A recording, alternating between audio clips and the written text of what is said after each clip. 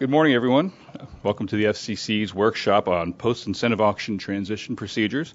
I'm Charlie Meisch from the Incentive Auction Task Force, and I'll be your MC for this morning's program.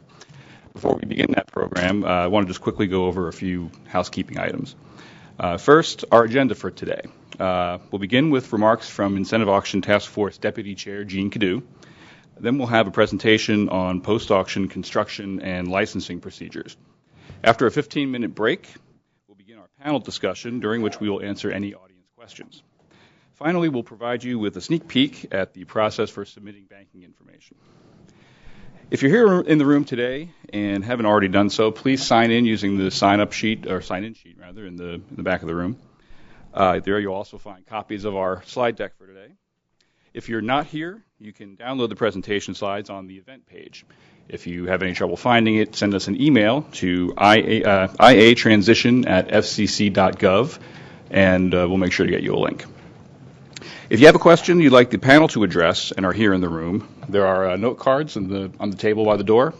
Feel free to fill out your question, raise your hand if you need a note card or if you'd like to submit a question, and FCC staff here in the room will come and help you.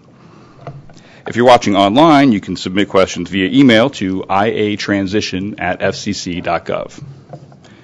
In either case, we ask that you include your name and the company or organization with which you're affiliated when submitting questions. We'll answer as many questions as possible, but please submit them as you think of them. Don't wait till the end of the program. Last but not least, a reminder that the prohibited communications rule remains in effect with respect to the forward auction. Please be mindful of your obligations as you participate in today's event. With that, I'll turn things over to Jean Cadeau, Deputy Chair of the Incentive Auction Task Force. Jean?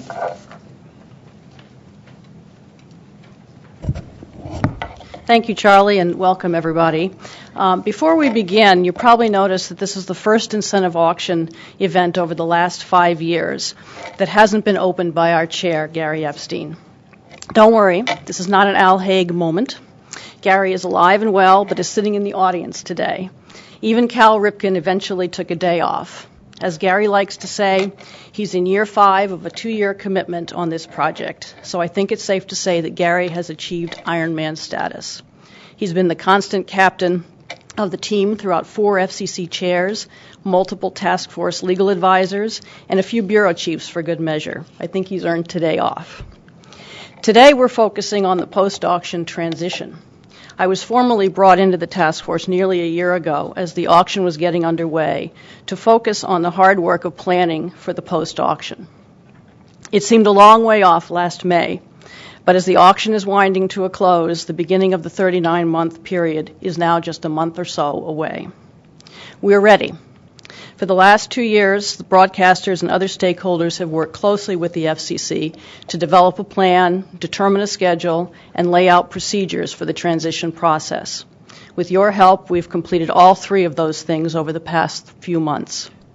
We'll announce the transition schedule in the closing and channel reassignment PN, what we like to call the CCR, and for those of us of a certain age who remember Al Haig, it's the Creedence Clearwater Revival public notice.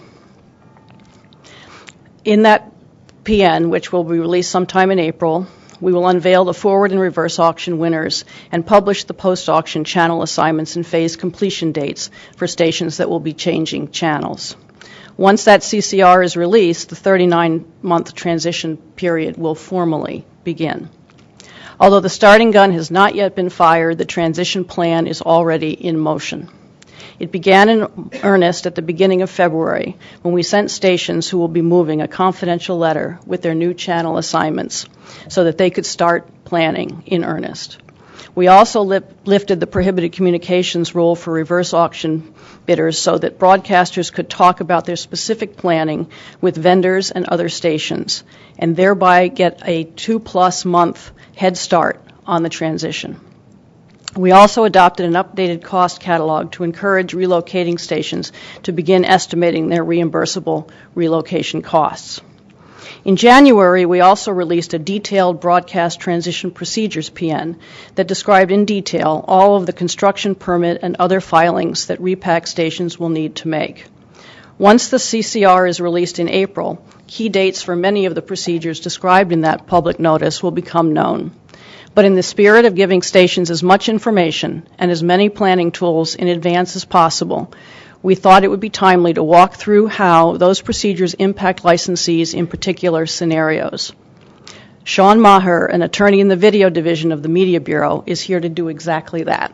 So I'll turn it over to him. Sean?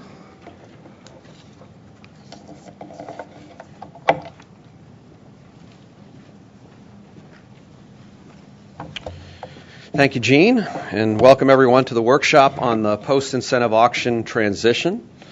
It's great to see everybody here in the audience here today, and I'm sure many more people out there watching on the internet. So welcome to all of you.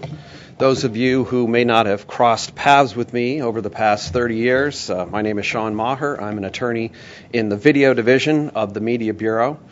The video division is the center of the post-auction licensing activity, and I can tell you that we are ready to go to make sure that your station's transition is a smooth one.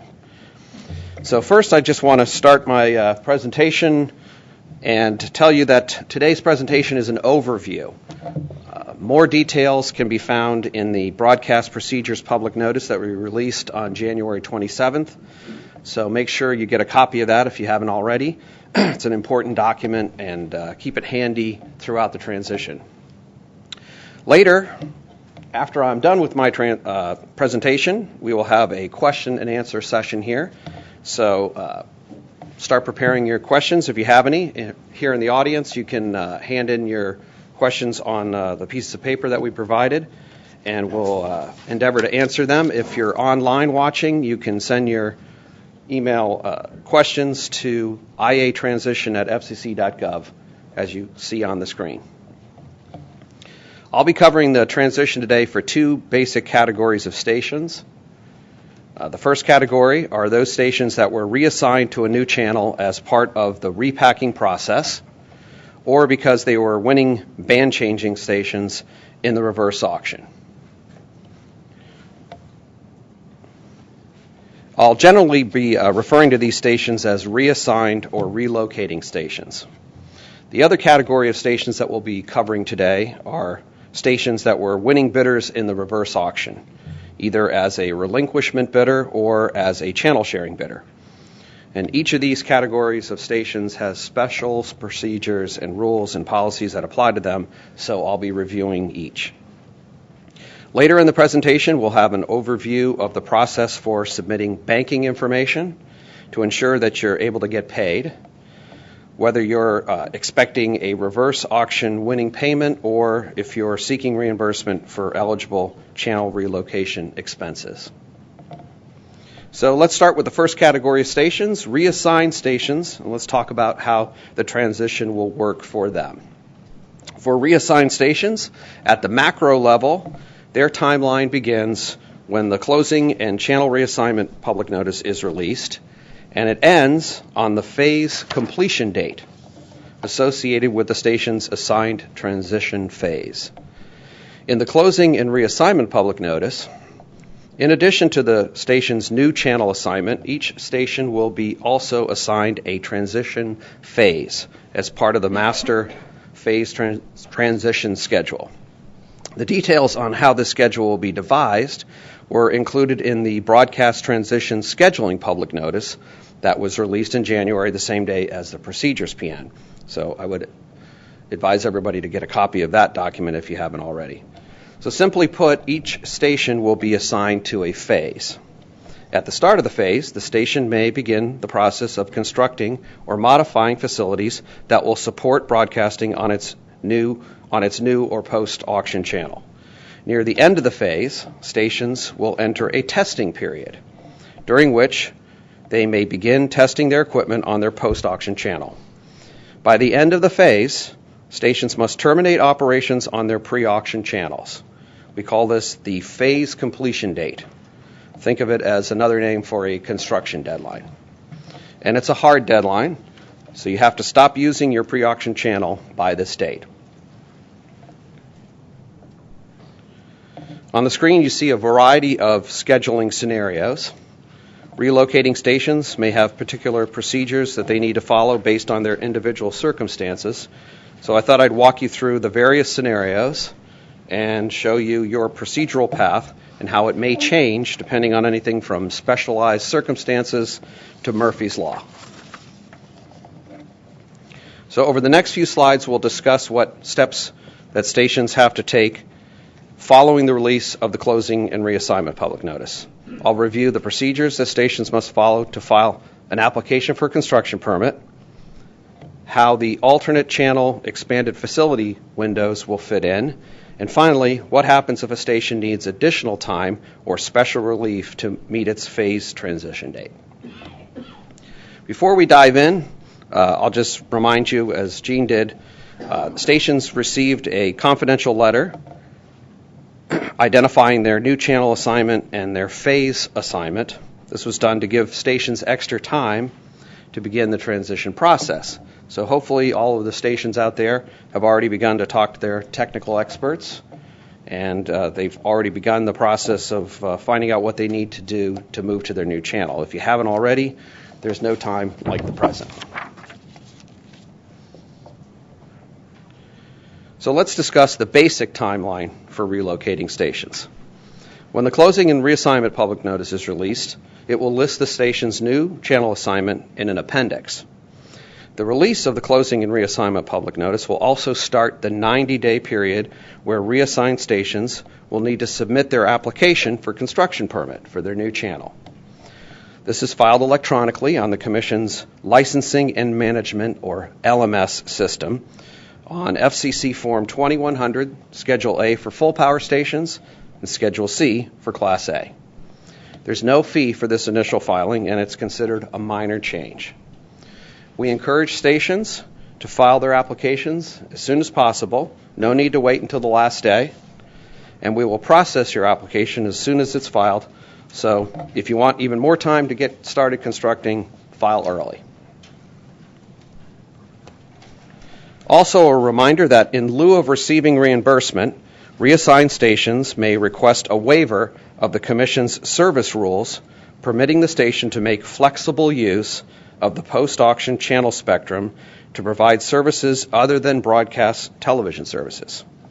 Stations interested in pursuing this option are required to submit their requests not later than 30 days after the release of the closing and reassignment public notice. Requests are filed in the form of a legal STA on LMS. Now, we set up a special email box for all transition-related filings, and we ask that stations send us an electronic copy of all important filings related to the transition. The email box is up on the screen. So we encourage everybody to save that as a favorite in your software, and please use it. Any filings related to the transition, please include an electronic copy to that address there. This will help us expedite the review of all transition-related filings. So back to stations filing in the initial 90-day period. Stations will be given some flexibility to engineer their facilities to extend slightly their post-auction contour coverage beyond the technical parameters specified in the closing and reassignment public notice. So a little wiggle room, if you will. A reassigned station may propose transmission facilities in its initial construction permit that extend its contour coverage if it meets three criteria. First, if the extension is necessary to achieve the coverage contour specified in the closing and reassignment public notice, or to address the loss of coverage area resulting from its post-auction channel assignment. Second, if the extension does not extend a full power station's noise-limited contour or a Class A station's protected contour by more than 1% in any direction. And three, if it will not cause new interference beyond 0.5% to the technical parameters of any other station based on the parameters specified in the closing and reassignment public notice. So three criteria. It has to be necessary, it can't extend it more than 1%, and it can't cause more than 0.5% new interference. If you meet those criteria, you can propose to extend your contour in your initial application. Band changing stations may specify transmission facilities that would result in a larger coverage contour than that resulting from the parameters specified in the closing PN, so long as the proposed facility will not cause new interference beyond a rounding tolerance of 0.5% to any other station. The band-changing stations are not limited to the 1% contour increase, so you can go beyond 1% as long as you're not causing more than 0.5% new interference to other stations. Expedited processing is available for the transition. Stations filing in the initial 90-day period may obtain expedited processing. This could provide stations several days, even weeks of additional construction time, so we encourage stations to take advantage of this. Stations may seek expedited processing if their application meets 3 criteria. First, it does not seek to expand the coverage area as defined by the technical parameters specified in the closing and reassignment public notice in any direction. Second, it seeks authorization for facilities that are no more than 5% smaller than those specified in the closing and reassignment public notice with respect to predicted population served. And 3, it's filed within the 90-day period. The Media Bureau expects to process applications meeting all 3 of these requirements within 10 business days of filing. Stations can submit requests for minor amendments to pending applications or minor modifications to CPs at any time, so long as the proposed facility meets the technical parameters identified in the closing and reassignment public notice.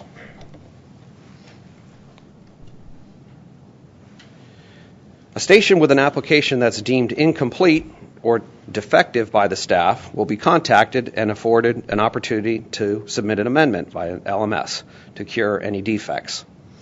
Failure to cure a defect will result in dismissal of the application. A station whose application is dismissed must file a new application within 15 calendar days of dismissal and pay a requisite filing fee. A station that files an amendment to cure its pending application or refiles its application will nonetheless be required to meet its assigned phase transition date. So now we've covered the basic plan for the initial 90-day filing window. File your application, keep it simple. We expedite your processing, and we grant your CP. Now let's talk about cases that vary from the basic plan. Our procedures establish a pair of additional filing windows for stations that need or want to alter their assignments beyond the modifications I previously described. Such stations may bypass the initial 90-day filing window and file the initial construction permit application in the first window, after the Media Bureau has substantially completed processing of the initial CP applications.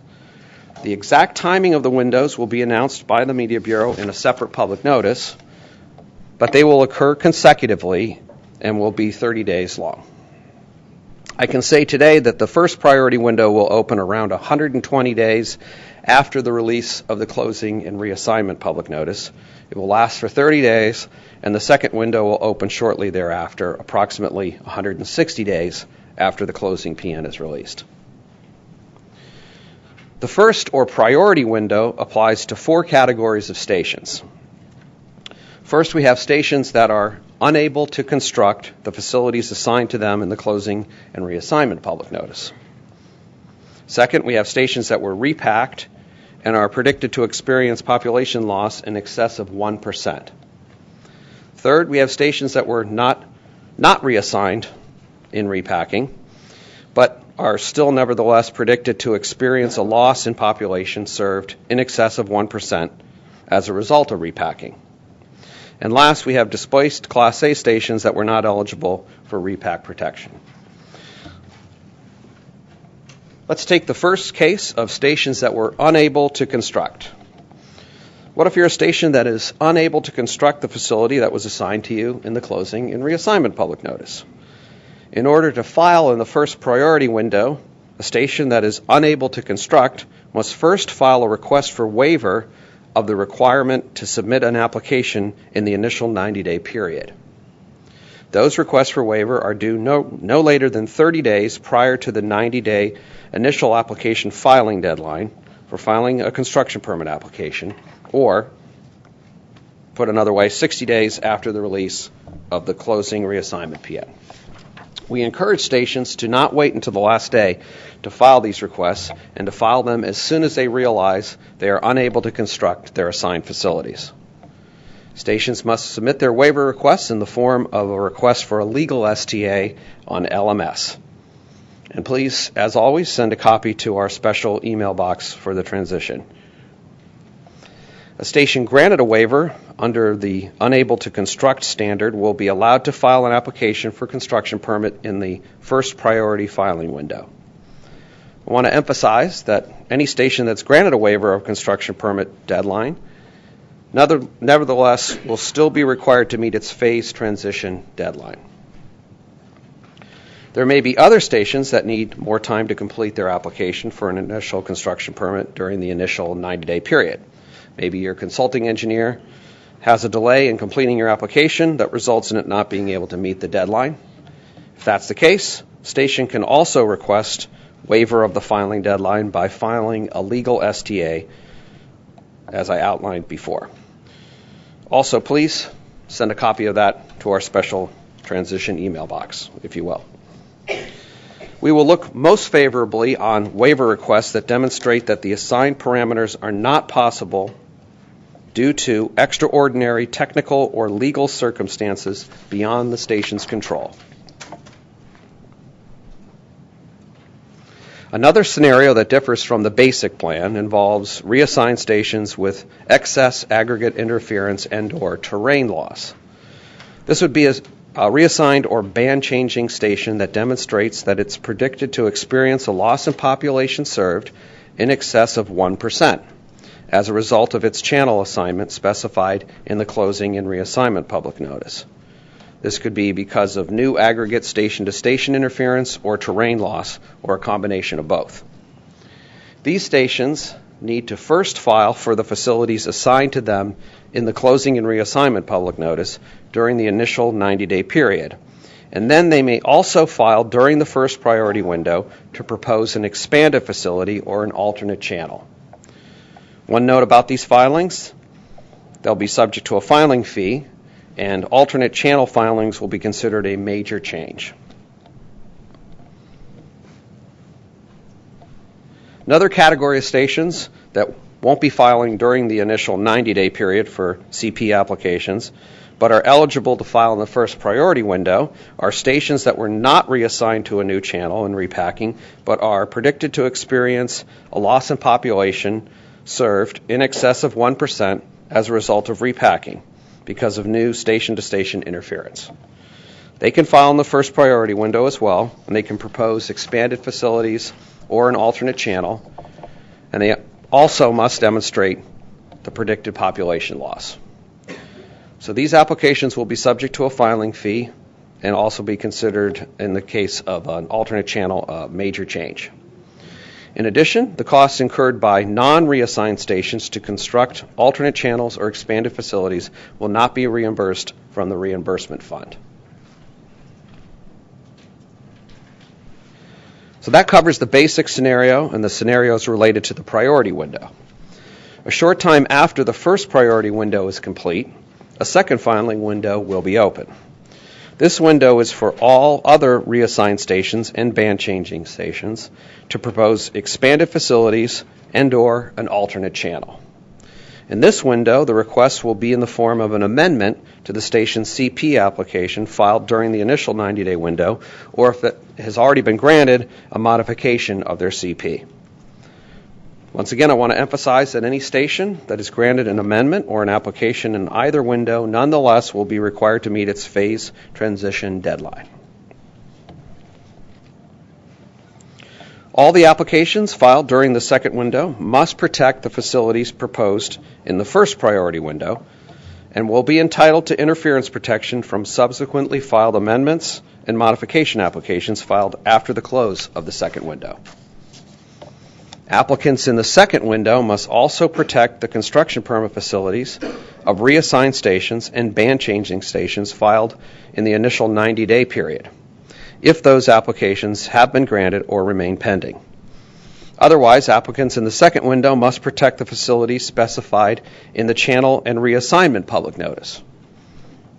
And in addition, all applications filed in the second window must protect applications that were filed before the April 2013 freeze and have cutoff protection. A quick word about mutual exclusivity. That's when we have applications that would cause interference with each other and we can't grant all of them. In the case of applications filed in the two alternate channel expanded facility windows, we will treat all of the applications filed in each window as filed on the last day of the window for purposes of determining MX. Stations filing applications during either window that are determined to be MX'd with each other will be notified and will be given a 90-day period to resolve the MX by proposing a technical solution or amendment or a settlement in an amendment to their pending applications. At this point in the transition, stations will have completed all of the initial licensing and will have a CP. So what if you find that you're unable to construct your new facility on time, or that you may not be ready to cease operations on your pre-auction channel? Or what if you have a creative solution to a problem? Let's take the first scenario. Stations may seek a single extension of time for their post-auction CP of up to 180 days. Stations anticipating the need for an extension must submit an extension application electronically on LMS on FCC Form 2100 Schedule 337. And you must file it not less than 90 days before your deadline. Keep in mind what stations are asking for in these applications is more time to complete the construction of their post-auction channel facility. Grant of an extension does not extend the station's deadline to permanently discontinue operation on its pre-auction channel. That's a separate issue. Barring the grant of an STA, which I'll outline next, the station will need to discontinue permanently operation on its pre-auction channel by its phase transition date and may have to go silent while it completes construction of its post-auction facility. Additional time to construct beyond the 180-day extended deadline may only be sought pursuant to the Commission's strict tolling rule. Tolling includes a very narrow category of circumstances, such as acts of God or delays due to administrative or judicial review. Stations must electronically file tolling requests via LMS. And once again, please send all copies of your tolling requests to the Special Transition email box. Another reminder, the Media Bureau has also announced that prior to grant, it will evaluate all extension applications and tolling requests and waivers to determine whether grant will delay or disrupt the post-auction transition schedule. Again, a grant of a tolling only applies to the station's post-auction channel. Stations must continue to permanently discontinue operations on the pre-auction channel by their deadline, even if the construction deadline on their post-auction CP has been tolled. Why might we grant a request to extend a station's time to construct? Some examples are on the screen. Weather-related delays, delays in construction due to the unavailability of equipment or a tower crew, delays caused by the need to obtain local government approvals such as land use or zoning, or to observe competitive bidding requirements prior to purchasing equipment or services, or rare and exceptional financial hardship such as bankruptcy proceedings.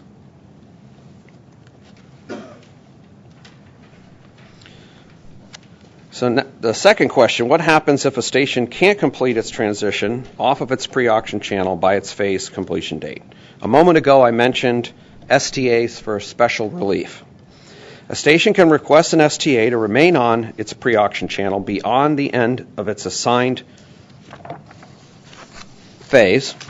However, we will evaluate that request against how it would affect the transition plan. For instance, one thing that we'll consider is whether the request would create new or affect existing dependencies. We will look favorably on a request if it has little or no impact. Keep in mind that if operating on a pre-auction channel beyond a phase transition deadline is not possible, that stations can explore a variety of options, including 1, temporarily operating on the post-auction channel at variance, temporarily operating from an interim or auxiliary facility, temporarily operating on an alternate channel, temporarily engaging in the joint use of another channel, or some other creative arrangement that stations would propose.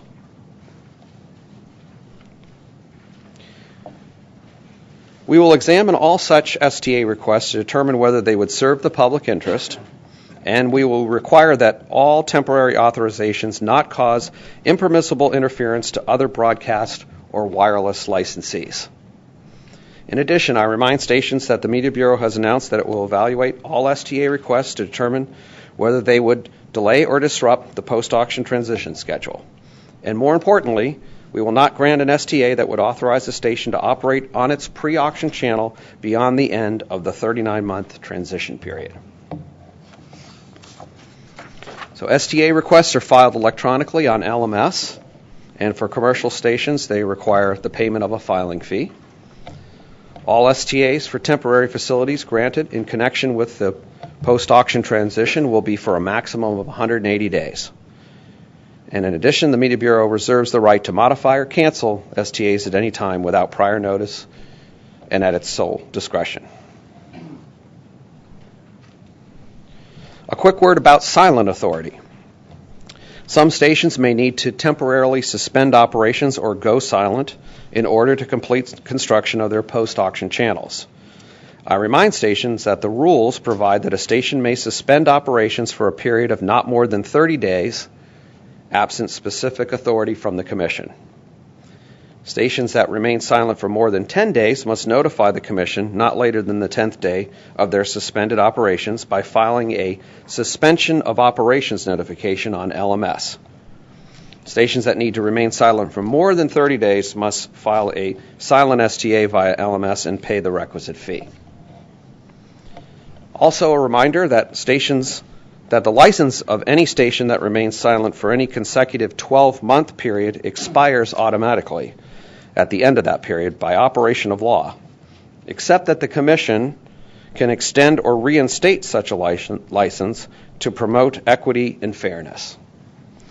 A station that remains silent for any consecutive 12-month period may request an extension or reinstatement of its license and a waiver of the pertinent Commission rules by filing a written request with the Commission. In considering such requests, we will examine whether the station has demonstrated that its silence is the result of compelling reasons beyond the station's control, including facts that relate to the post-auction transition process. Another reminder, the Media Bureau has adopted a progress report form. That's FCC Form 2100, Schedule 387. Broadcast television stations that are eligible to receive payment of relocation expenses from the reimbursement fund are required to file the progress report during the 39-month post-incentive auction transition period to identify their progress and status of their construction efforts. The Media Bureau is also seeking comment on whether broadcast television stations that must transition to new channels but are not eligible to receive payment from the reimbursement fund should similarly be required to file progress reports. Additional information will be forthcoming on the requirement to submit the Schedule 387. A word about viewer notifications. Prior to discontinuing operations on their pre-auction channel, reassigned stations and band-changing stations must air notifications alerting their viewers of their upcoming transition to their post-auction channel. At a minimum, these stations must air either 60 seconds of on-air consumer education PSAs or 60 seconds of crawls per day for 30 days prior to termination of operation on their pre-auction channel. Stations will have the discretion to choose the time slots for these PSAs or crawls. Transition PSAs and crawls must conform to the requirements set forth in the Commission's rules. And also a reminder that stations must include a certification that they've complied with their viewer notifications in their online public file within 30 days after beginning operation on their post-auction channel. Relocating stations must also provide notice to MVPDs, cable and satellite folks, that currently carry the station and will continue to be obligated to carry the station. The required notification or notice must be provided in the form of a letter and must include the following information: the date and time of any channel change, the pre-auction and post-auction channel assignments, the modification, if any, to the antenna position, location, or power levels, and the engineering staff's contact information. Should any of this information change during the station's transition, an amended notification must be sent to MVPDs in the same form as the original notification. And the notification must be sent not less than 90 days prior to the station's transition to its post-auction channel. Should a station's anticipated transition date change due to an unforeseen delay or a change in its transition plan, the station must send further notices to affected MVPDs, informing them of the new anticipated transition date. And I would note that the Procedures PN contains additional detail on how and to whom you need to send the notices to MVPDs. The final step in the transition process for reassigned stations, within 10 days after commencing operations and commencing program test authority, a licensee must submit an application for license for its post-auction channel. Applications for license must be filed electronically via LMS using FCC Form 2100, Schedule B for full power stations and F for Class A stations. Commercial stations are required to pay the requisite filing fee. So that covers the reassigned and band changing stations. And now let's talk about reverse auction winning off-air bidders. The basic plan for relinquishment stations is they get paid, they run their viewer notifications and send their MVPD notifications. They wind down their affairs. They discontinue operations by their deadline. And they request cancellation of their license. We'll have more on the payment process later in the workshop, so stay tuned for that. First up, what happens when an off-air winning bidder receives its auction proceeds? So once a relinquishment station receives its auction proceeds, it has 90 days to permanently discontinue operations. We expect that most, if not all, stations will have no trouble meeting this deadline. However, in the event that a station finds it needs more time to discontinue operations on its channel, it may submit a waiver request demonstrating good cause pursuant to Section 1.3 of the Commission's rules. We anticipate that requests for additional time beyond 90 days are unlikely to meet our waiver standard. And an important note to keep in mind, no relinquishment station will be granted a waiver that would extend its deadline to discontinue operations beyond the end of the 39-month transition period. And also remember, the Media Bureau will be reviewing these requests to determine whether grant would delay or disrupt the post-auction transition schedule. A station should file such requests as soon as it becomes apparent that it requires additional time to terminate operations on its pre-auction channel. A waiver request must be filed electronically via LMS as a request for a legal STA, include the requisite fee, provide the waiver showing that I just described, and include a proposed discontinuation date. And again, suggest that everybody send copies of those requests to our special transition email box. Waivers will be evaluated to determine whether the grant would delay or disrupt the post-auction schedule. I'd like to take this opportunity to clarify our policy on silent authority. After receipt of their auction proceeds, relinquishment stations do not have to continue operating for the entire 90-day period and may permanently discontinue operation at any time, provided that, prior to terminating, they have complied with the viewer and MVPD notification requirements, and they submit the requisite suspension of operations notification and request to cancel license.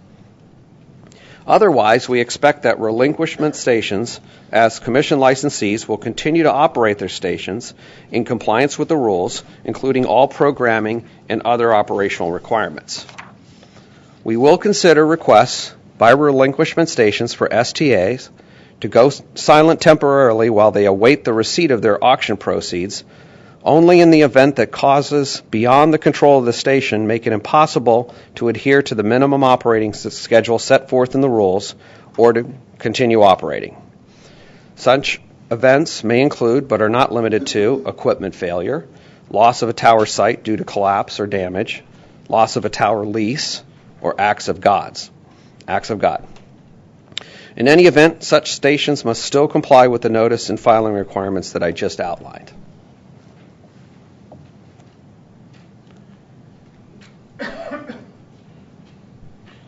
So prior to termination of operation, relinquishment stations must also notify their viewers that they will be discontinuing service. Stations operate on a commercial basis will be required to air a mix of PSAs and crawls. And the exact details of these notifications are contained in the rules and also were outlined in the procedures PN.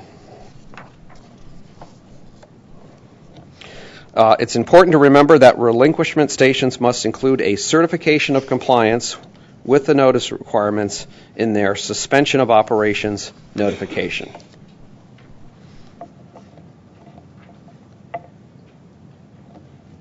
Relinquishment stations must also provide notice to each affected MVPD that the MVPD will no longer be required to carry the station because it will be ceasing operations. The required notice must be provided in the form of a letter and must include the date and time of the planned termination of operations. The notification must be sent not less than 30 days prior to terminating operations. Should a station's anticipated termination date change due to an unforeseen delay or change in its transition plan, the station must send a further notification to affected MVPDs informing them of the new anticipated termination date. Additional information on how notifications may be made is also included in the procedures PN. So the last step for relinquishment stations. They must notify the Commission at least 2 days prior to discontinuation of operations on their pre-auction channel.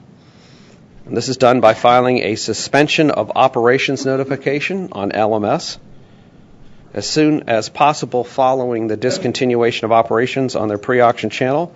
Station must also submit a request to cancel license via LMS, which will serve as the station's request for cancellation of its pre-auction channel license. And again, we recommend that both notifications be sent to our special email box. So that's it for relinquishment stations. Enjoy your winning proceeds. We have some special procedures for channel sharing stations. So first up, what happens when a winning potential channel sharee receives its auction proceeds? The general rule, a channel sharee station must implement shared channel operations, and a sharee station must discontinue operations on its pre-auction channel within 180 days after the sharee receives its share of auction proceeds. A note on this process, the same timing procedures apply to both stations that had an executed pre-auction CSA and to a station that selected a post-auction intent to channel share on its auction application. So it's the same process for both types of stations. Timing of the transition process for channel sharing stations is based on the receipt of auction proceeds. Details of the CP application for channel sharing stations will depend on whether the sharer partner has been reassigned to a new post-auction channel. So channel sharing stations have a licensing obligation. Let's take the scenario where the channel sharer or host station is going to remain on its pre-auction channel. In that case, the sharee must file an application for construction permit via LMS using FCC Form 2100, Schedule A for full power, Schedule E for Class A, no later than 60 days prior to its deadline for discontinuing operations on its pre-auction channel, and no later than 120 days after it receives its share of auction proceeds. The applicant must pay the requisite filing fee. The application must specify the same technical facilities as the sharer station and include a executed copy of the CSA. Once again, the timing of this filing requirement is the same regardless of whether the parties have a pre- or post-auction CSA. Therefore, a sharee that indicated in its FCC Form 177 application its intent to enter into a post-auction CSA must enter into a CSA and submit its minor change application no later than 120 days after it receives its share of the auction proceeds. Okay, next, the scenario where the sharer is repacked. If the sharer or host station has or is expected to transition to a new channel by the deadline in which the sharee must submit its application for construction permit, then the sharee application should specify the sharer's post-auction channel facility.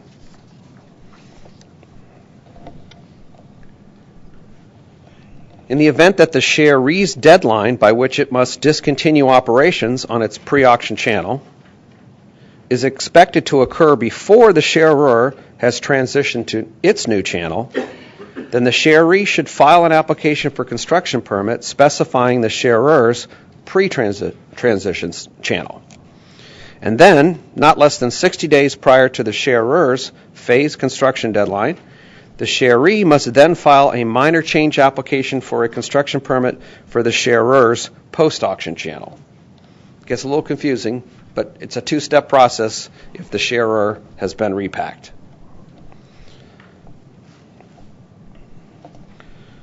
All right, let's talk about the scenario where a channel sharee finds it cannot meet the deadline to permanently discontinue operations on its pre-auction channel and begin shared operations with its sharer. In that case, the sharee may request an additional 90 days to discontinue operations on its pre-auction channel by filing a waiver pursuant to Section 1.3 of the Commission's rules. Further, channel sharees may request an additional 90 days, so for a total of 180 days, using the same procedure. A reminder, once again, can't say this enough, prior to grant, the Media Bureau will be looking at these requests for waiver to determine their impact on the transition schedule, and in no event will a channel sharee be granted a waiver that would extend its deadline to discontinue operations beyond the end of the 39-month transition period. Stations should file a request for additional time as soon as it becomes apparent that it requires additional time to discontinue operations, and in no event later than 60 days prior to its deadline. Such requests are filed via LMS as a request for a legal STA and should include the requisite fee, a good cause waiver showing, and include a proposed discontinuation date not to exceed 90 days beyond the current date. And once again, please include a copy of your filing to the special email box. If a sharee needs additional time to submit its application for a construction permit, then it may also request a waiver of that deadline. Waivers must be filed as a request for legal STA and LMS and include the good cause showing pursuant to Section 1.3 of the rules. Station should specify the date by which it anticipates being able to file its construction permit application. In order to provide the staff with sufficient time to process the waiver request and for the stations to make arrangements to meet the deadline if the waiver is denied, stations are urged to file no later than 30 days prior to the deadline for filing their application for construction permit.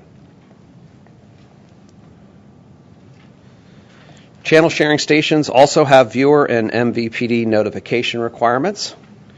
Channel sharees must air notifications alerting their viewers prior to transitioning to their shared channels. These stations must air at a minimum either 60 seconds of on-air consumer education PSAs or 60 seconds of crawls per day for 30 days prior to termination of operation on their pre-auction channels. Stations will have the discretion to choose the time slots for these PSAs or crawls.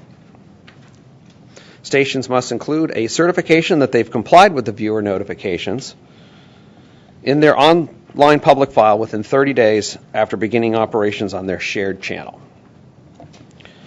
Sharer stations or host stations are only required to air viewer notifications if they become a reassigned station as a result of repacking.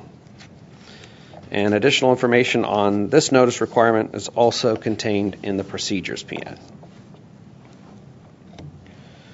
Channel sharing stations must also provide notice to MVPDs that no longer will be required to carry one of the stations because of the sharee's relocation, that currently carry and will continue to be obligated to carry the sharee or will become obligated to carry the sharee. The required notice must be provided in the form of a letter and must include the date and time of any channel changes, pre-auction and shared channels, modification, if any, to the antenna position, location, or power levels, stream identification information for channel sharing stations, and engineering staff contact information. If any of this information changes during the time that the sharee station is transitioning from its pre-auction channel, an amended notification must be sent to the MVPD.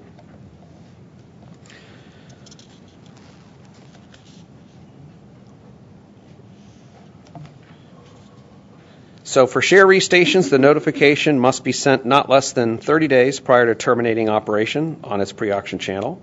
And for all channel sharing stations, both sharer and sharee, not less than 30 days prior to initiating operations on the sharer channel.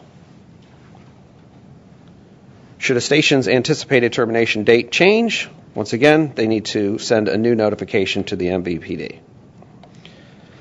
As the sharee is winding down operations on its pre-auction channel, it must notify the Commission at least 2 days prior to discontinuation of operations on its pre-auction channel by filing a suspension of operations notification via LMS. There is no fee for this filing.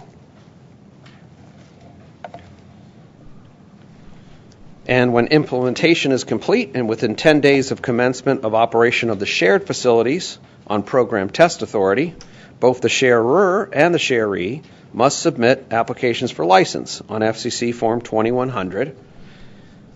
That's Schedule B for full power stations, Schedule F for Class A's. And that's filed on LMS.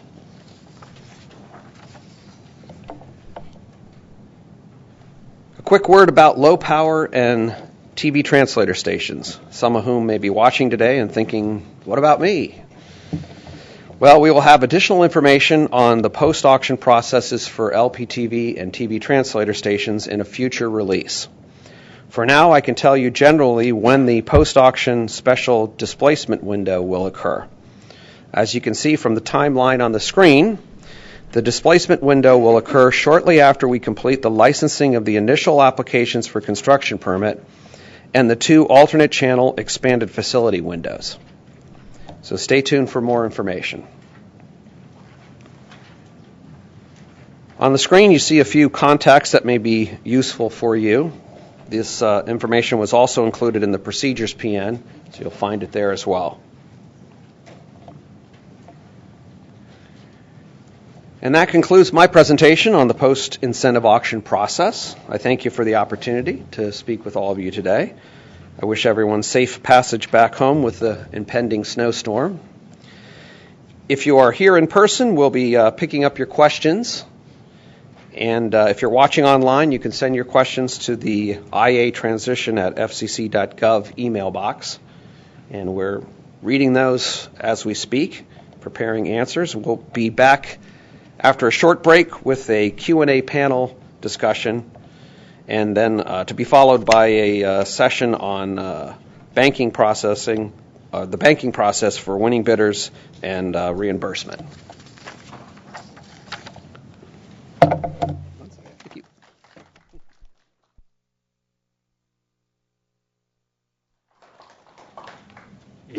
Great performance indeed. Thank you, Sean.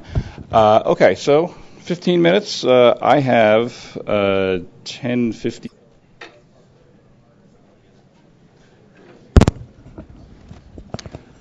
All right, and we are back, and we'll pick up with our post-auction procedures panel, and Jean can introduce the panelists.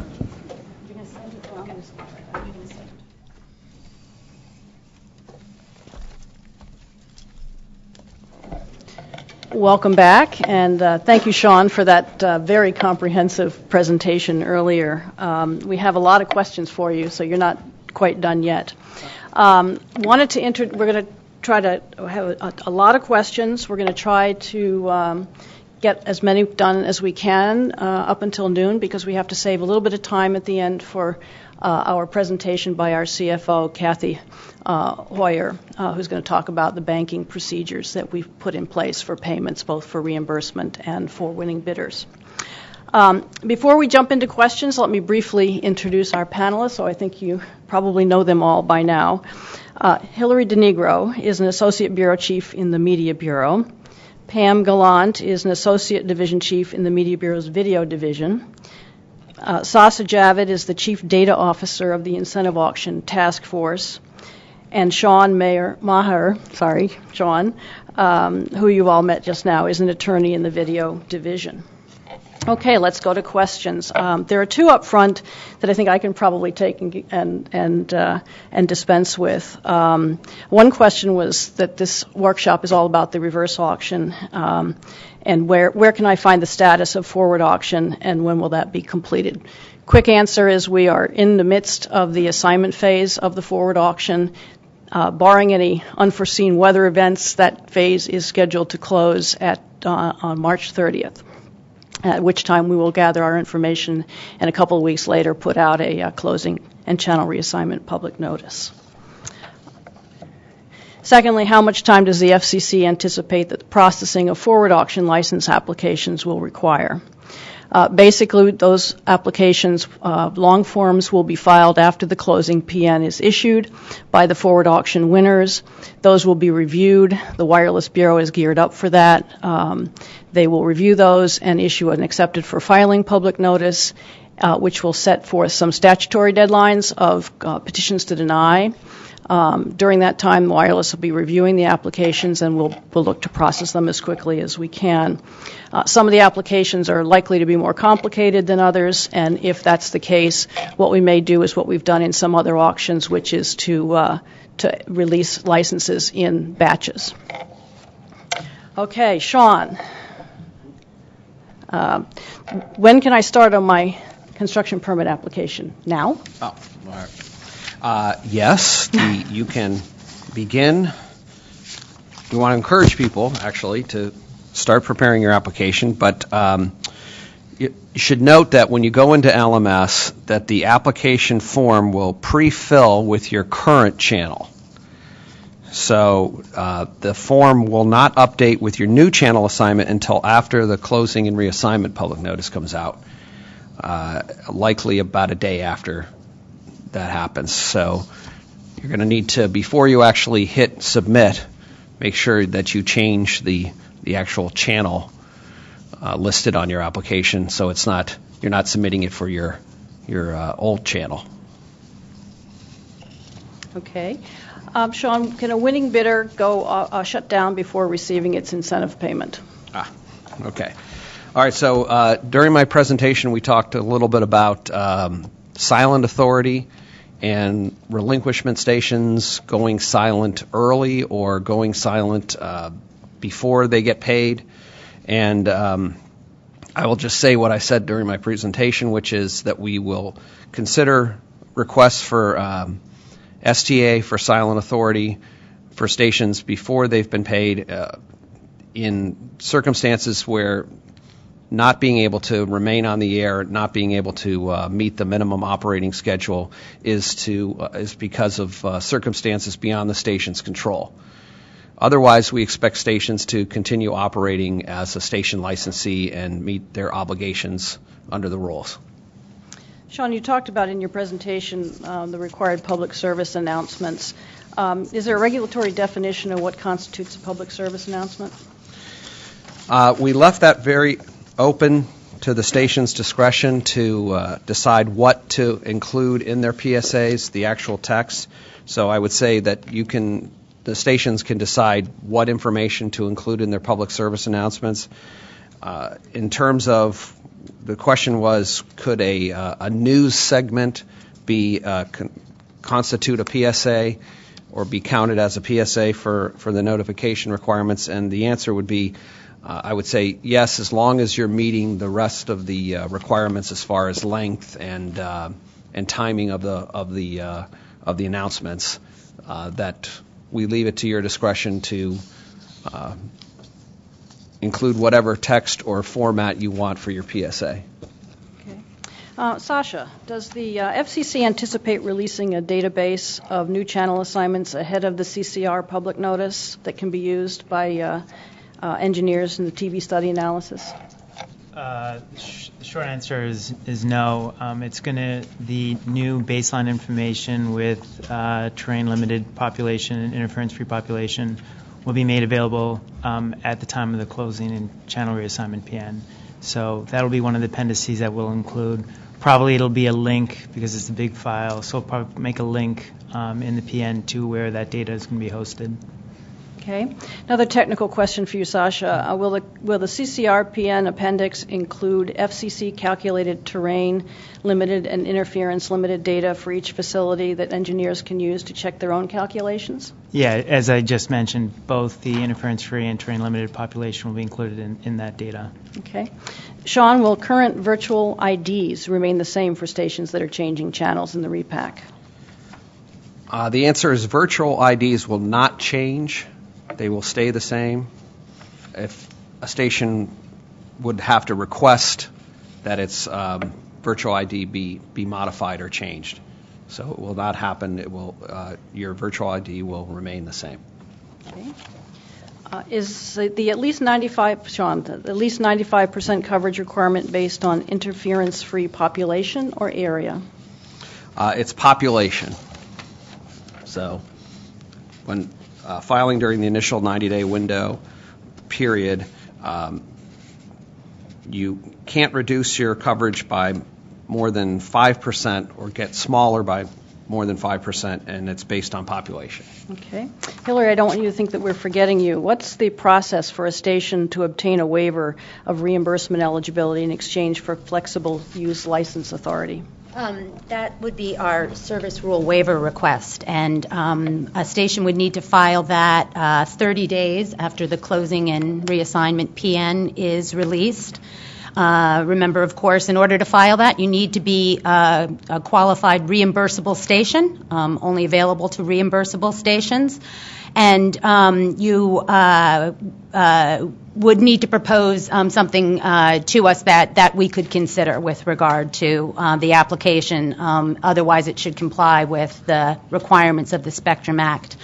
We encourage you to give us a call. We have a name on our contact list specifically for service rule waiver inquiries, and we'd like to talk about specifics with folks who are ready to do that as soon as you're able. Okay. Another one for you, Hillary. In the initial 90-day window for construction permits on the post-auction channel, can a station make changes to the transmission facilities such as height, ERP, antenna pattern, or transmitter location as long as the noise-limited contour is consistent with the technical parameters in the closing PN? Yes, they can, as long as the station doesn't decrease the population coverage by more than 5%. Okay. Sean, do low-power channel change applications get filed in the second window? Not sure what the definition of low-power channel change. If you mean Class A stations that were displaced, they are permitted to file a displacement application in the first window. So that would be the first window. If you mean low-power channel change, if you mean a low-power displacement application, they would have to wait for the special displacement window. So, another one for you, Sean. When will, quote, stay stations get to file modification applications for facility changes? Is there a window? Okay, so stations that were not repacked, not affected by the repacking, they will be permitted to start filing, once again, minor modifications after the processing of the initial applications are complete and after the 2 windows are complete. We anticipate lifting the freeze for minor modifications at that point. But you'd have to wait until we lift the freeze after all of our licensing is done and the windows are done. I think this may have been sort of asked and answered, but Sean, when will stations that don't qualify for the first and second priority windows get to file for changes? Right, that would be the same. It would be minor modifications. We'll start accepting those again after we lift the freeze on minor mods, and that would be after the licensing and the 2 windows are complete.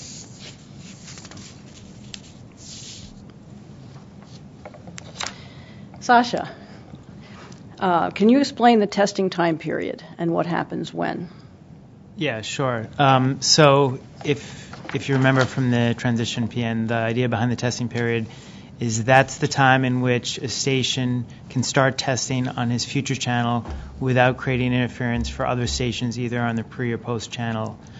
So the idea of a designated testing period, which typically starts, except for phase 1, it'll typically start at the end of the previous phase, is that during that transition time, unless you're a link station, you'll be able to start testing on your future channel without causing interference to anybody else. Another one for you. Here's a questioner who said, we are being moved by one channel. How can we properly test when operating an adjacent channel while not going dark on the old channel? How do we broadcast different PSIPs and TSIDs during this period? So the whole idea behind this this transition plan and having different phases is so that you can operate on your future channel without causing interference to any station that's either on pre or post at that time. And so if there wasn't an adjacent channel constraint, you should be able to begin operating on your future channel.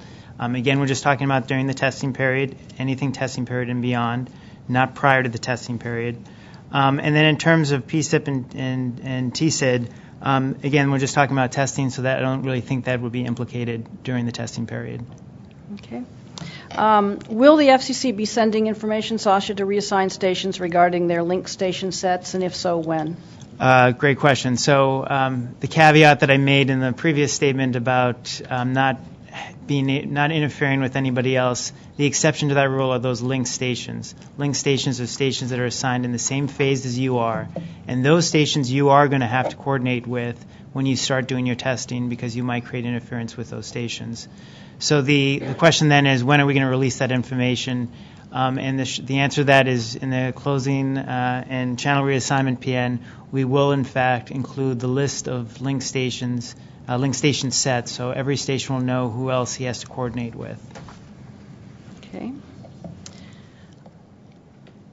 Sasha, can a station begin broadcasting on its post-repack channel earlier than the phase transition date if proper forms are filed and no interference or interference less than 0.5% is created to pre- and post-auction channels?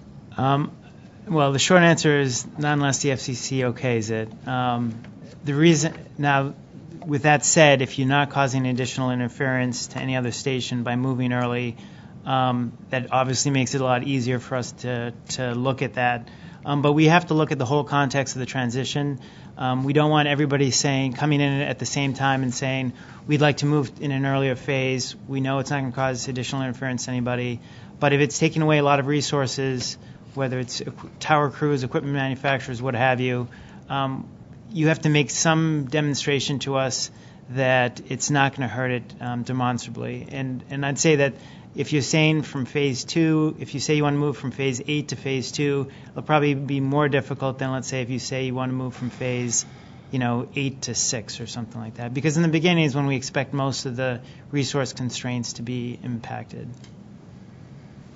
Hillary, can a TV station accept a monetary payment from a broadband company or another broadcaster to vacate a channel sooner than their assigned phase? I think the answer to that is related to some of the points Sasha was just making.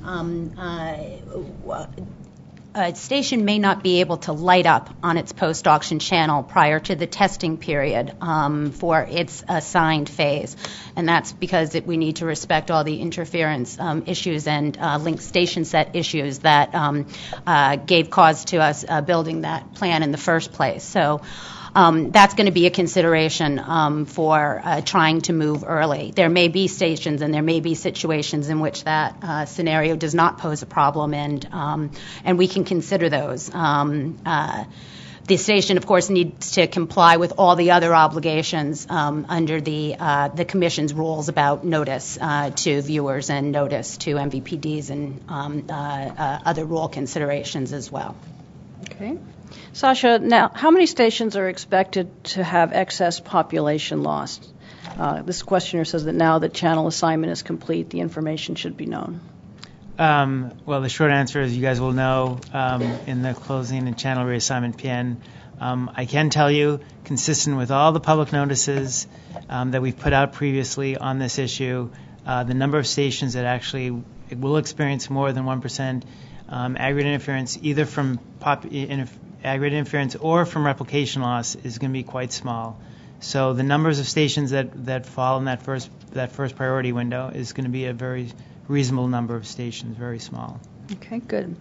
Sean, on the public service announcement front again, is a station that's a winning bidder to go off air required to broadcast both a 60-second PSA and a 60-second crawl for the 30 days prior to ceasing operation?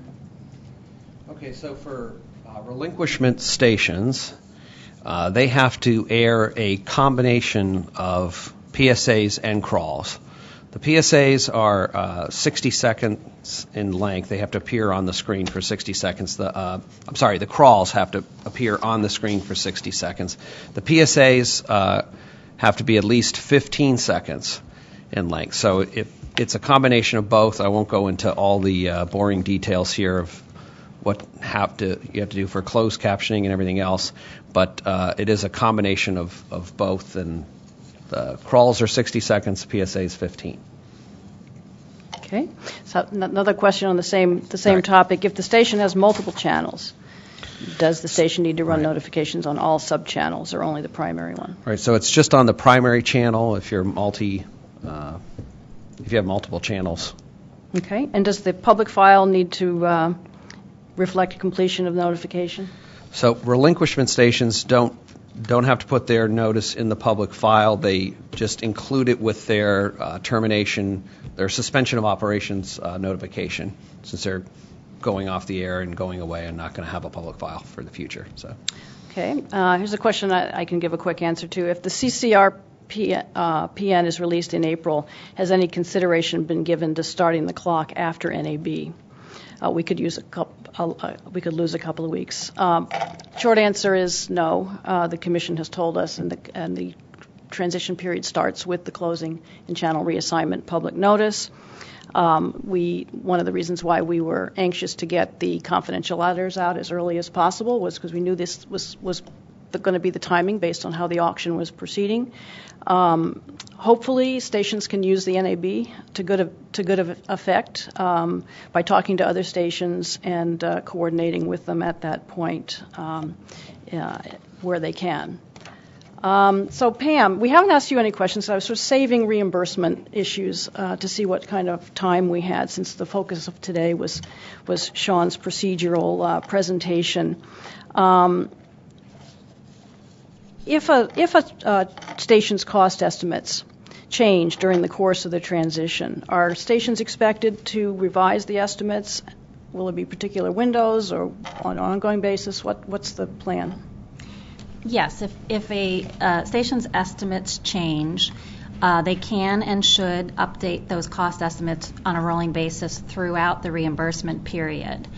The estimates that are due at the 90-day deadline are very important for a couple of reasons. Those are going to, first of all, give us the big picture as to what demand will be, and second of all, they'll be used to make an initial allocation for that station.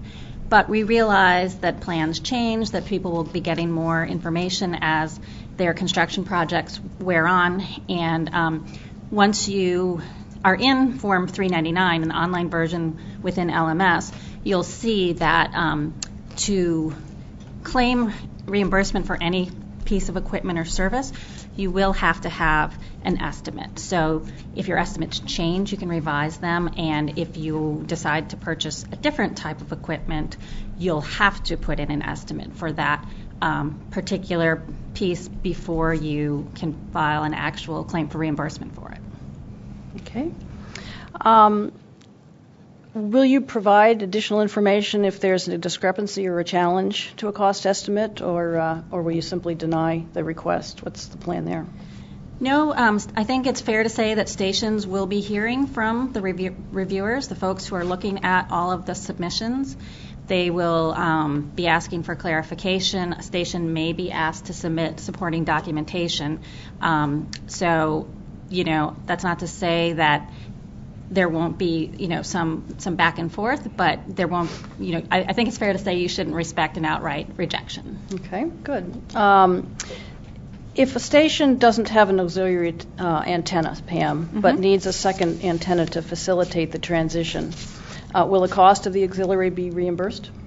Yes, it will. We've acknowledged that many stations are likely to require interim equipment to complete their transitions, and to the extent that they don't already have sufficient backup or auxiliary facilities to use, those interim facilities will be reimbursable. Okay.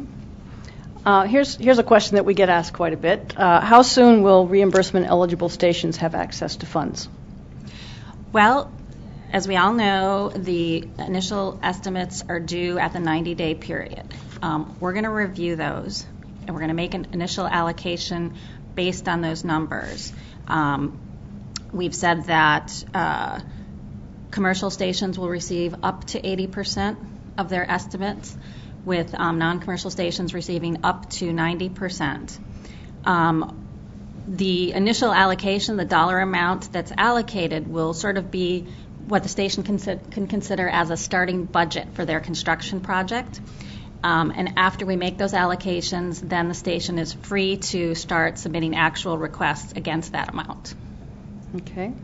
One questioner says that he is concerned that we may run out of time in the filing window to determine the full costs of tower modifications, including additional structural engineering due to backlogs. How do they handle that? I think we've said to give us your best estimate at the 90-day mark. We've also encouraged people to the extent that it makes sense to do so, rely on the prices in the cost catalog. So I know things like tower construction might be tricky to estimate, but to the extent that a station doesn't have a particular price quote or can't get in touch with a vendor during that 90-day period, they should feel free to use the price ranges for a particular piece of equipment or service that are in the cost catalog. Okay. Will the FCC review, Pam, and comment on each station's initial budget estimate that was submitted via Form 399 in the 90-day window, after the 90-day window? What's the plan for handling that? Well, we will begin reviewing the estimates as soon as they come in. However, we can't really get the full picture until that 90-day deadline hits. I will also say that while, we certainly encourage people to file early, you can also make revisions throughout that 90-day period. So we're not going to have the full picture of what the estimates look like until after the deadline, and it's at that point that we will really begin our review. But we hope to do that very quickly because we know it's important to get the allocations made and let people start claiming reimbursement. Sasha, quick question on the construction. Can a station start to construct before his phase begins? I think that might misunderstand the phase concept. Yeah, absolutely. So we want to make clear that the reason the phase transition schedule showed from day one that every phase starts from day one is because we want people to do their work all the way through, starting from the day you get your channel assignment, which actually happened when you got your confidential letters. what the testing, the phase scheduling transition plan try to do is minimize the issue of coordination for testing when you're testing on your post-auction channel. So a station group that may want to get much of its construction done, together, let's say if they're all on the same tower, we're not going to discourage it. I mean, it might make sense to do that. It may be more efficient to do that. It just may be that some of them may not be able to do their actual testing on their new channel until the phase in which they come up.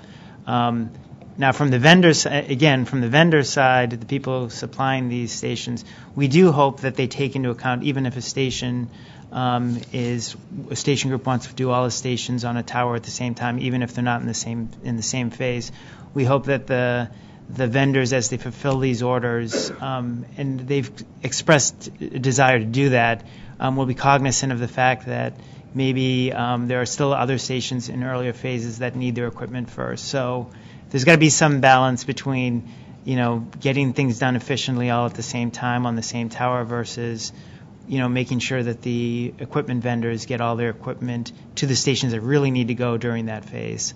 At that time. So again, the phase transition, we want people to do the work continuously throughout all different phases. The actual testing period is what's important. That's when you can start testing on your post-auction channel without worrying about interference to other channels, with the caveat that there are linked station sets that do need to coordinate with other stations. Okay. Sasha, we had a couple of questions. We've touched on various things that are going to come out with this CCRPN in April. It might be helpful if you could just sort of in one place talk about what appendices there are going to be in terms of the information that's going to be provided. There's a long list, but of importance, I think maybe in this perspective, is there's going to be the new baseline information, which is going to be your train and interference-free population information.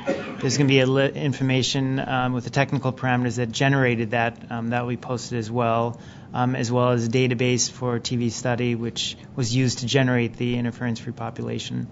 There's also going to be information about each station's phase assignment. Now, most stations have gotten their confidential letters, so they know what their station phase is, but they don't know everybody else. So you'll get that information.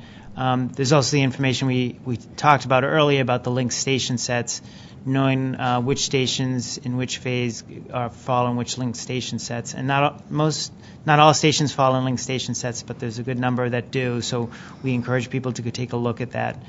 So I think what the plan is we're going to put in the PN itself those stations that are in a linked station set. They'll have a little flag, a check mark that says you're in a linked station set, and then you can go to the website and get the full list of stations for each linked station set. Those are some of the big ones. There's obviously the reverse auction winner information, forward auction winner information, but in particular to the stuff that's related here, that's the big information. Okay. Could I just add also the phase deadlines will be true, yes. that information and the testing period deadlines as well. So one thing we didn't put in the confidential letters yet was the actual deadlines associated with each of those phases. And that's the work we've done now, and that will be put out at the same time in the closing PN. So each phase will have a phase completion date associated with it. Okay. There's a questioner who asks about when information regarding reverse auction bids will be publicly disclosed. Basically, as Sasha just said, we are going in the closing PN, going to announce the winning reverse auction bidders and their winnings. We're going to announce the winning forward auction bidders and their bids. At that time, we will release all of the bid round-by-round information for the forward auction, as we typically do in any spectrum auction. We will not be releasing that same level of detail with respect to the reverse auction. Statutorily, we are not going to be disclosing for at least 2 years information regarding stations that participated or qualified to participate in the forward auction, or what their bids were and what their strategy was. That information is going to remain confidential for 2 years under statute. Finally, will the FCC be adopting a procedure, I think, Pam, this one's probably a reimbursement question, or announcing a mechanism for parties that are selling stations to assign the right to reimbursement proceeds, or will buyers, sellers simply have to provide for this contractually? Well, I don't know if that's a yes or a no. I didn't follow the question closely enough, but we can only pay the repack station. So we will be dispersing funds through a process that you're going to hear more about today, only to the station directly. And the station's obligated to then pay its vendors, or to the extent it has any sort of contractual obligation to pay someone else, it needs to do that independent of the reimbursement process. Okay. I think that was our last question, unless, Aaron, you've got any other ones over there? Okay. A late filed question.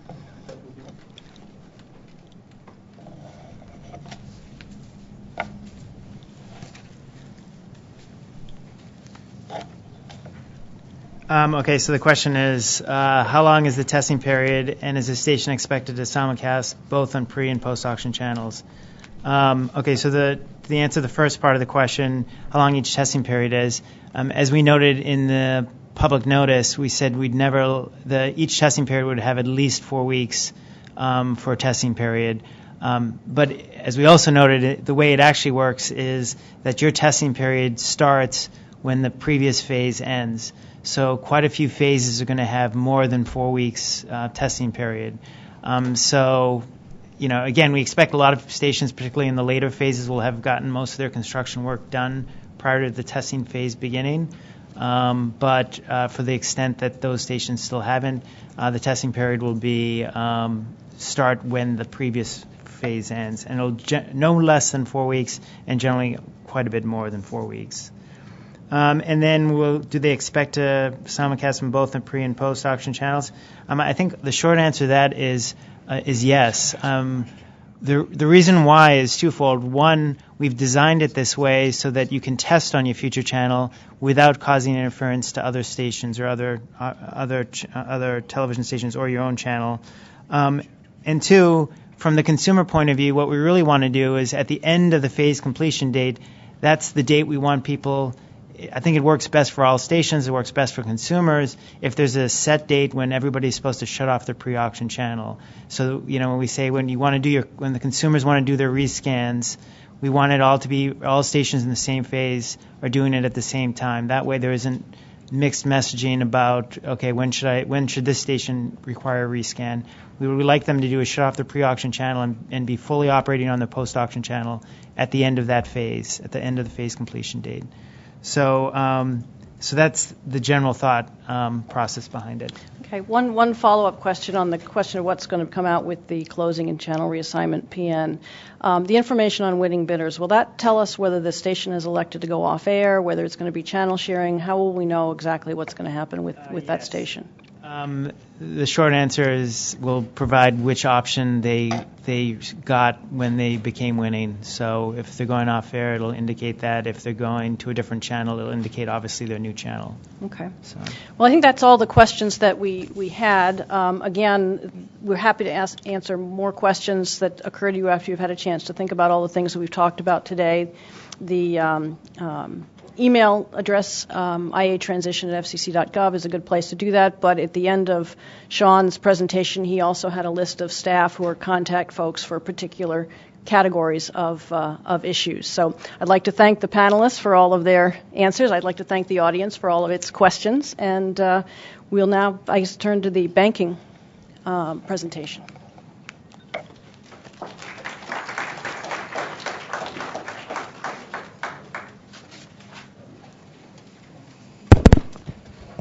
Thank you, Gene, and thanks to my colleagues on the panel for their time and their answers, which I hope those are great questions, and I hope you thought the answers were great. Up next is our CFO, Kathleen Hoyer, who's going to describe in some detail the process for submitting banking information. As soon as she's mic'd up. Is this on? If it isn't, it will be in a second. Okay. Hi, let's see. It's almost afternoon. So, late good morning. It's a pleasure to see so many people here, and I know there's a lot of folks online. So, I think that's off. So I think people are anxious to hear about the payment piece and what the procedures will be. And you will find these in the slides, which are posted on the website as well.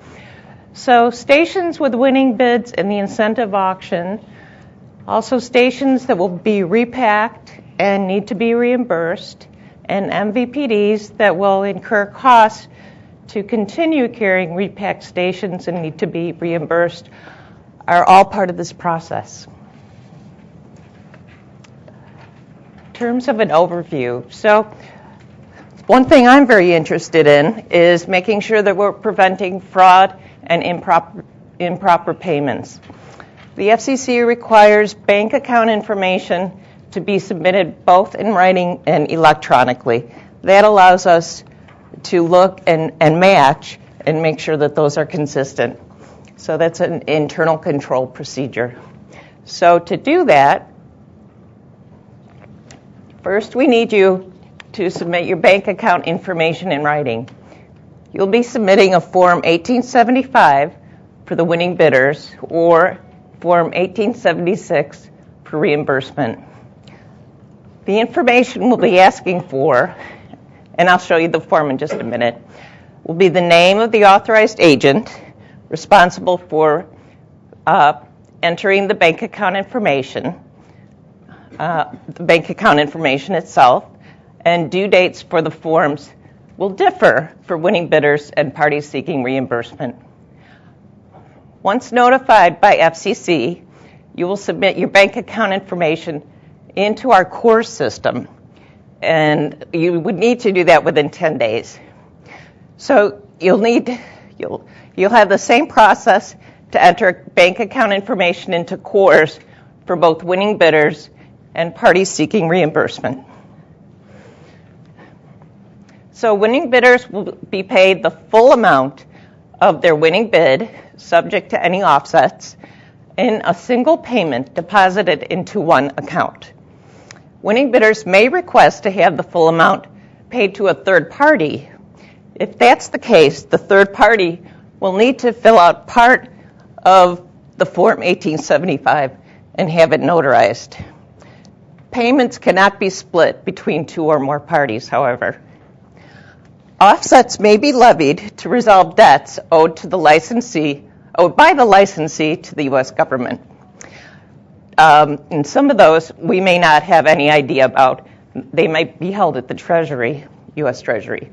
So WTB must first issue licenses to the winning forward auction bidders before payments can be issued. Now, auction payments, this is the process for reimbursable parties. Parties seeking reimbursement must provide an estimate, as Pam was mentioning, of their eligible relocation costs no later than 90 days following the release of the closing and channel reassignment public notice.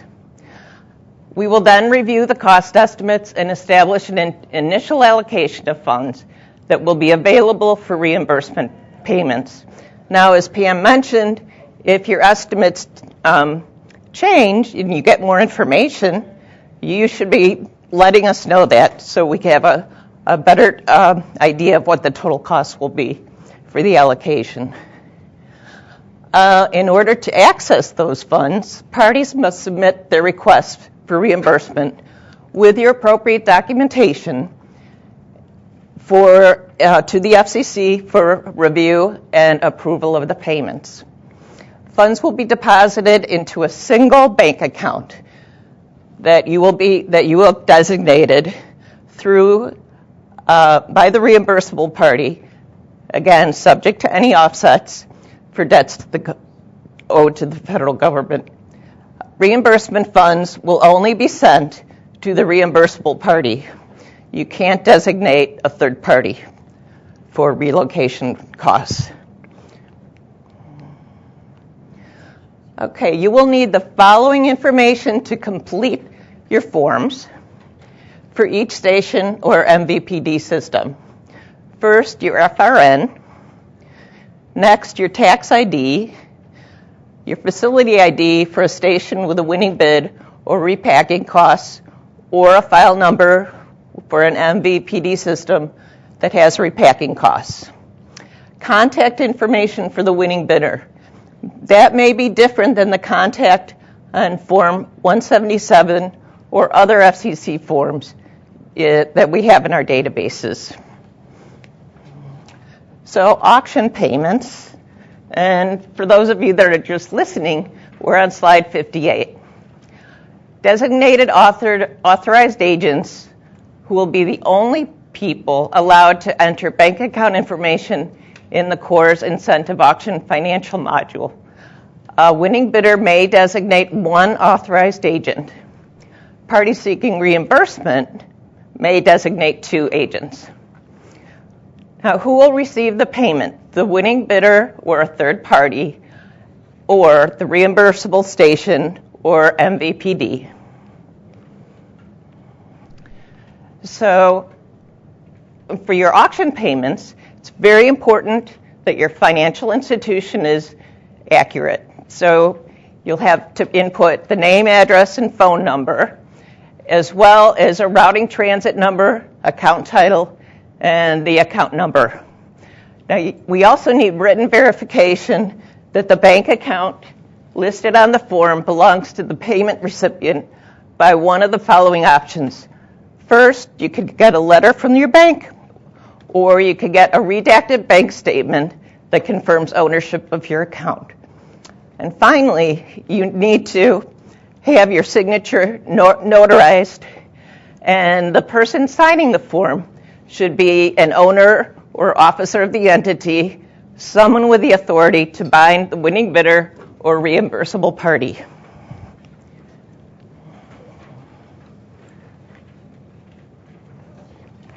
If a winning bidder chooses to have the entire winning bid amount dispersed to a third party, the following information is required. You'll need the name of the third party, the tax ID of the third party, and a notarized signature from a person with the authority to bind the entity, the third party entity. Now, here are some screenshots of the form. Form 1875 and 1876 for relocation costs. They're very similar. I just want to point out two things. The 1F on each form is the point of contact information. 1G is going to be your authorized agent that will be inputting the bank account information into CORS. So we will use the information that you provide on the forms, 1875 or 1876, and in financial operations, my staff will be looking in CORS and matching the information to make sure it's identical.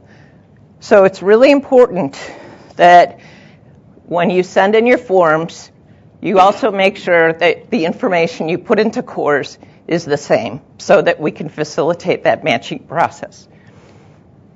Now, make sure you leave adequate time for your bank account information to be validated. It may take over 4 weeks from the submission of the form until the bank account information is validated and payments can be made to that bank account. So you certainly don't want to have any delays, and we'll be working hard to get these processed quickly. So if you can get that information in, the sooner the better. And we give you we suggest within 20 days after the closing and channel reassignment public notice. MVPDs cannot submit their Form 1876, there's a typo, until 5 business days after submitting their cost estimate. So we'll get that fixed and put up on the web. Once the FCC has received the completed form, an email will be sent to your authorized agent that you identified, and they will be instructed to enter the bank account information in CORS incentive auction financial model. It's really important that that information be entered within 10 business days of receipt of the email. If not, you're going to have to start the process over with a new filing a new form. Okay, so here's some screenshots. And Mike, do you want to comment on some of these? My comments are actually on the pages, okay. Let me just get to the right slide. Okay, so this is slide 64. So a user must have registered for an FCC username account through the user registration system in order to be able to log into CORS. The next slide. There are FAQs, frequently asked questions, and videos describing how to associate username to FRN and register new FRN and reset FRN password.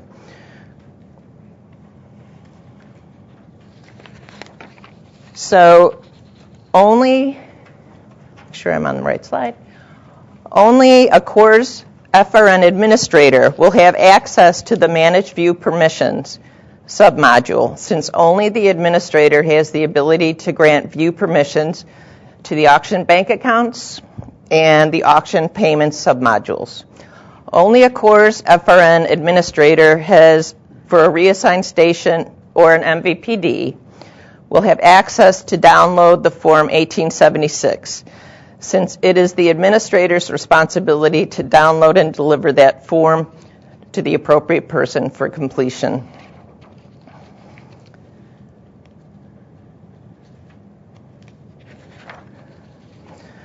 Okay, this slide, is this the right slide? No. This is not, okay. So if you go back one slide. I'll go back one slide. So this is where you would select the FRN that you would actually be working on to enter the banking information? Yeah, you need to come to the mic. She wanted you to do the screenshots. Okay. Do you mind, Kathy? No, I love that. Thank you. Thank you.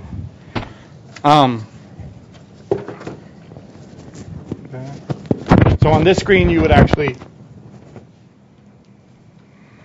Sorry for the delay, guys. Here, just take that. I'll just stand by you. All right. You just hold it. Well, I'm partially Italian, so I talk with my hands. So on this slide right here, you would actually select the auctions banking module, which is where we would go into.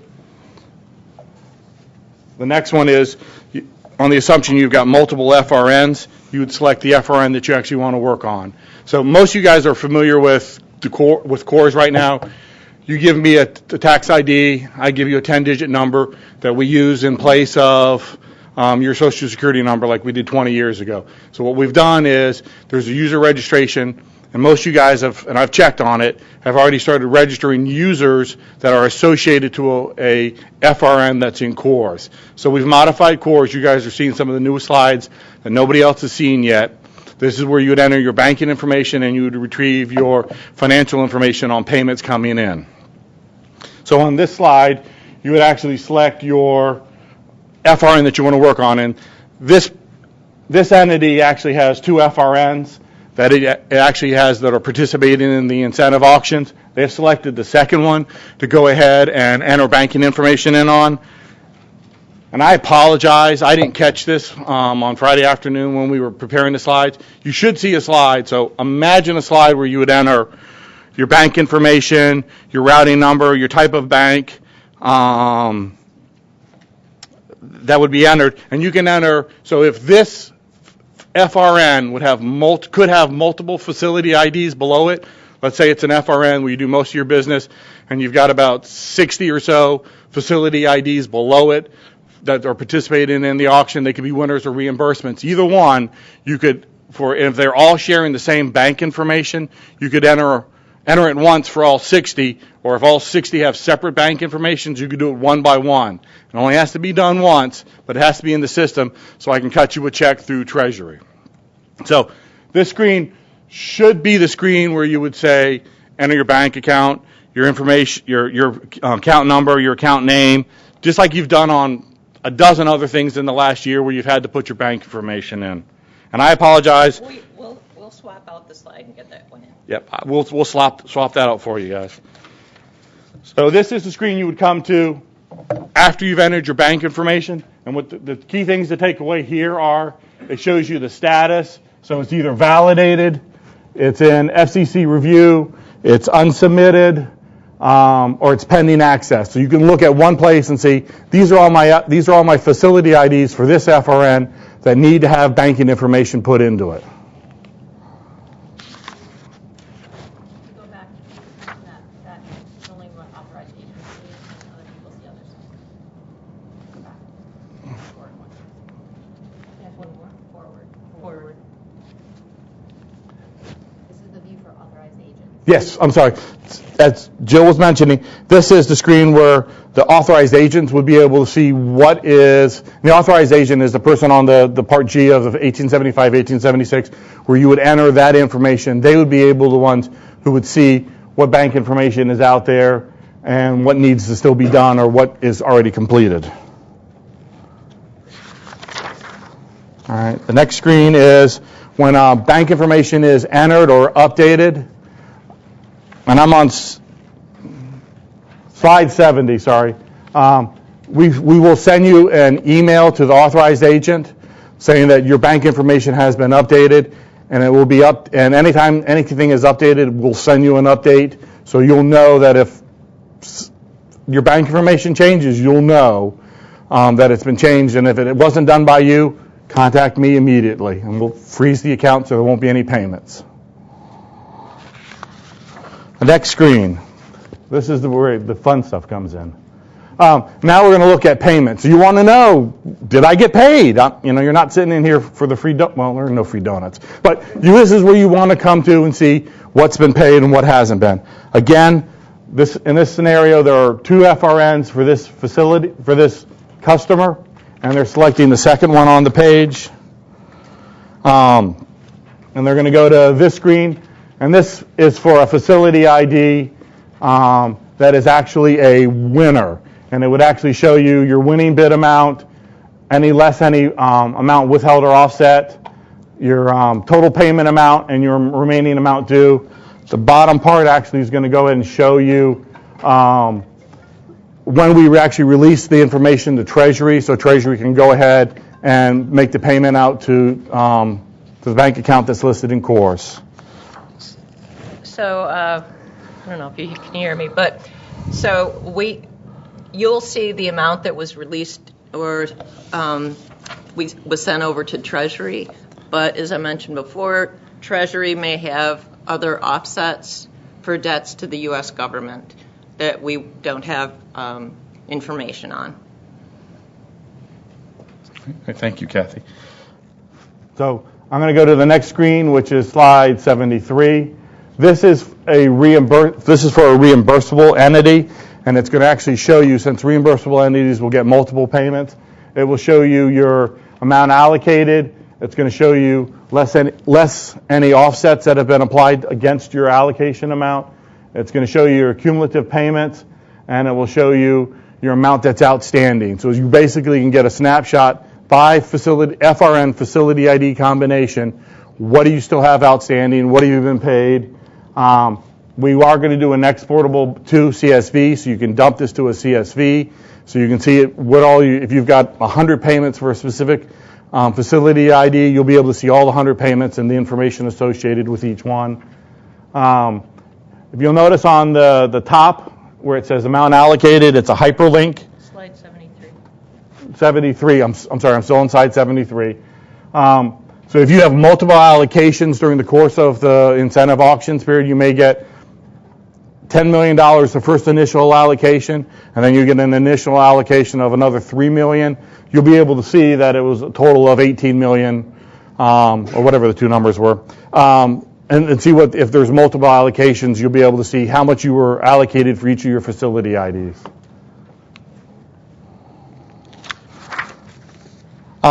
So as a note that Kathy mentioned earlier, the FRN, the CORS FRN administrator, which is the person who in CORS, the new CORS is designated as an administrator of the FRN, is the only person who can grant view access to the financial information in the new core system.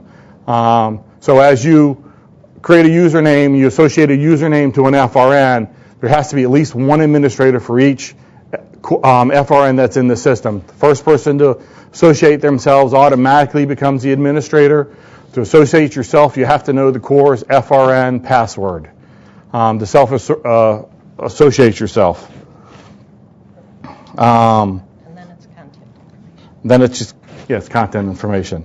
Last slide, it's All right. content. Oh, sorry. I'm a little out of it today.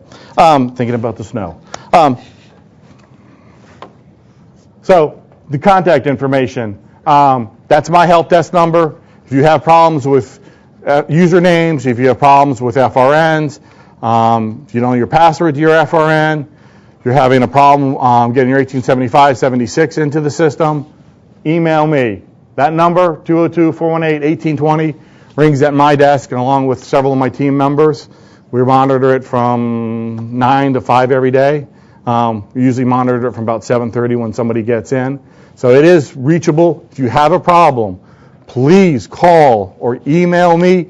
And if you call, leave a voicemail, please. We will pick it up. I do monitor it every single Monday through Friday, every day, to make sure if you leave a voicemail that it is responded to. So it will be responded to. It doesn't just go into a black hole. All right. I think that's it for me. That's it. Thanks, Shoot. That's yours.